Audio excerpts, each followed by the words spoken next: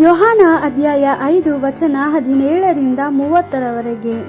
ಆದರೆ ಯೇಸು ಅವರಿಗೆ, ನನ್ನ ತಂದೆಯು ತನ್ನ ಕಾರ್ಯವನ್ನು ಎಂದಿಗೂ ನಿಲ್ಲಿಸುವುದಿಲ್ಲ, ಆದ್ದರಿಂದ ನಾನು ಸಹ ಕಾರ್ಯನಿರತರಾಗಿದ್ದೇನೆ ಎಂದು ತನ್ನನ್ನು ಪ್ರತಿಪಾದಿಸಿಕೊಂಡನು.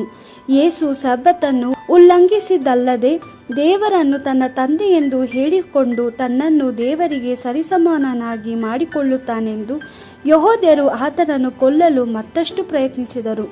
ಅದಕ್ಕೆ ಉತ್ತರವಾಗಿ ಆತನು ಹೀಗೆಂದನು, ನಾನು ನಿಮಗೆ ಸತ್ಯವನ್ನು ಹೇಳುತ್ತೇನೆ, ಮಗನು ತನ್ನಷ್ಟಕ್ಕೆ ತಾನೇ ಏನು ಮಾಡಲಾರನು, ತಂದೆಯು ಮಾಡುವುದನ್ನು ಕಂಡು ತಾನು ಹಾಗೆಯೇ ಮಾಡುತ್ತಾನೆ. ತಂದೆಯು ಮಾಡುವ ಕಾರ್ಯಗಳನ್ನೇ ಮಗನು ಮಾಡುತ್ತಾನೆ. ತಂದೆಯು ಮಗನನ್ನು ಪ್ರೀತಿಸುವನು ಮತ್ತು ತಾನು ಮಾಡುವ ಎಲ್ಲಾ ಕಾರ್ಯಗಳನ್ನು ಮಗನಿಗೆ ತೋರಿಸುವನು.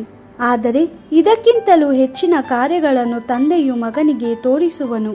ಆಗ ನೀವೆಲ್ಲರೂ ಆಶ್ಚರ್ಯಚಕಿತರಾಗುವಿರಿ. ತಂದೆಯು ಸತ್ತವರನ್ನು ಎಬ್ಬಿಸಿ ಅವರಿಗೆ ಜೀವ ಕೊಡುತ್ತಾನೆ. ಅದೇ ರೀತಿಯಲ್ಲಿ ಮಗನು ತಾನು ಬಯಸಿದವರಿಗೆ ಜೀವವನ್ನು ಕೊಡುತ್ತಾನೆ. ಇದಲ್ಲದೆ ತಂದೆಯು ಯಾರಿಗೂ ತೀರ್ಪು ಮಾಡುವುದಿಲ್ಲ, ಆದರೆ ತಂದೆಯು ತೀರ್ಪು ಮಾಡುವ ಅಧಿಕಾರವನ್ನೆಲ್ಲ ಮಗನಿಗೆ ಕೊಟ್ಟಿದ್ದಾನೆ. ಜನರು ತಂದೆಯನ್ನು ಗೌರವಿಸುವಂತೆ ಮಗನನ್ನು ಗೌರವಿಸಬೇಕೆಂದು ದೇವರು ಹೀಗೆ ಮಾಡಿದನು. ಮಗನನ್ನು ಸನ್ಮಾನಿಸಿದವನು ಆತನನ್ನು ಕಳುಹಿಸಿರುವ ತಂದೆಯನ್ನು ಸನ್ಮಾನಿಸಿದವನಾಗಿದ್ದಾನೆ. ನಾನು ನಿಮಗೆ ಸತ್ಯವನ್ನು ಹೇಳುತ್ತೇನೆ, ನನ್ನ ಮಾತನ್ನು ಕೇಳಿ ನನ್ನನ್ನು ಕಳುಹಿಸಿದಾತನನ್ನು ನಂಬುವವನು ನಿತ್ಯ ಜೀವವನ್ನು ಹೊಂದಿದ್ದಾನೆ. ಅವನಿಗೆ ಅಪರಾಧಿ ಎಂಬ ತೀರ್ಪಾಗುವುದಿಲ್ಲ. ಅವನು ಈಗಾಗಲೇ ಮರಣವನ್ನು ದಾಟಿ ಜೀವಕ್ಕೆ ಪ್ರವೇಶಿಸಿದ್ದಾನೆ. ನಾನು ನಿಮಗೆ ಸತ್ಯವನ್ನು ಹೇಳುತ್ತೇನೆ, ಸತ್ತು ಹೋದವರು ದೇವರ ಮಗನ ಸ್ವರವನ್ನು ಕೇಳುವ ಕಾಲ ಬರುತ್ತದೆ, ಅದು ಈಗಲೇ ಬಂದಿದೆ. ಕೇಳಿ ಸ್ವೀಕರಿಸಿಕೊಳ್ಳುವವರು ಜೀವವನ್ನು ಹೊಂದುವರು. ತಂದೆಯು ಜೀವ ಕೊಡುವ ಶಕ್ತಿಯನ್ನು ತಾನು ಹೊಂದಿರುವಂತೆ ಮಗನಿಗೂ ಜೀವ ಕೊಡುವ ಶಕ್ತಿಯನ್ನು ಅನುಗ್ರಹಿಸಿದನು.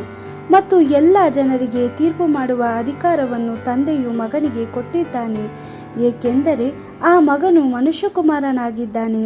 ಇದರ ಬಗ್ಗೆ ಆಶ್ಚರ್ಯಪಡಬೇಡಿರಿ, ಏಕೆಂದರೆ ಸಮಾಧಿಗಳಲ್ಲಿರುವ ಜನರೆಲ್ಲರೂ ಆತನ ಸ್ವರವನ್ನು ಕೇಳುವ ಕಾಲ ಬರುತ್ತದೆ.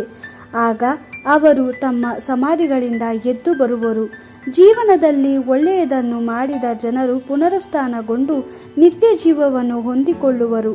ಆದರೆ ಕೆಟ್ಟದ್ದನ್ನು ಮಾಡಿದವರಿಗೆ ತೀರ್ಪಿಗಾಗಿ ಪುನರುತ್ಥಾನವಾಗುವುದು. ನಾನು ಒಬ್ಬಂಟಿಗನಾಗಿ ಏನು ಮಾಡಲಾರೆನು, ನಾನು ಕೇಳಿದ್ದಕ್ಕನುಸಾರವಾಗಿ ತೀರ್ಪು ಮಾಡುತ್ತೇನೆ. ಆದ್ದರಿಂದ ನನ್ನ ತೀರ್ಪು ಸರಿಯಾದದ್ದು, ಏಕೆಂದರೆ ನಾನು ನನ್ನನ್ನು ಮೆಚ್ಚಿಸಲು ಪ್ರಯತ್ನಿಸದೆ ನನ್ನ ತಂದೆಯನ್ನು ಮೆಚ್ಚಿಸಲು ಪ್ರಯತ್ನಿಸುತ್ತೇನೆ. ದೇವರ ವಾಕ್ಯವಿದು. ದೇವರಿಗೆ ಕೃತಜ್ಞತೆ ಸಲ್ಲಲಿ.